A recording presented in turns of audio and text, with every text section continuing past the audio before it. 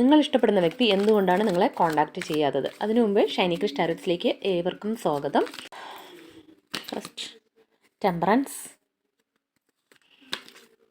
Ace of swords, two of pentacles. അപ്പോൾ ആ വ്യക്തി നിങ്ങളെ വിളിക്കാത്ത എന്താണെന്ന് വെച്ചാൽ ആ വ്യക്തി ഇവിടെ രണ്ട് സിറ്റുവേഷൻസിൽ പെട്ട് നിൽക്കുകയാണ്. അതായത് രണ്ട് സിറ്റുവേഷൻ, അല്ലെങ്കിൽ ചിലർക്ക് രണ്ട് വ്യക്തികളായിരിക്കാം, ചിലർക്കത് ഫാമിലി തന്നെ ആയിരിക്കാം, ചിലർക്കൊരു തേർഡ് പാർട്ടി സിറ്റുവേഷൻ ആയിരിക്കാം. എന്തായാലും ആ രണ്ട് സിറ്റുവേഷൻസിനെയും നിങ്ങളെയും അവരെയും ഇങ്ങനെ അവർ ബാലൻസ് ചെയ്യാൻ ശ്രമിച്ചത് കൊണ്ട് തന്നെ നിങ്ങളെ അവർക്ക് ചൂസ് ചെയ്യാൻ പറ്റിയില്ല. ആ സത്യം നിങ്ങൾ മനസ്സിലാക്കി കഴിഞ്ഞു.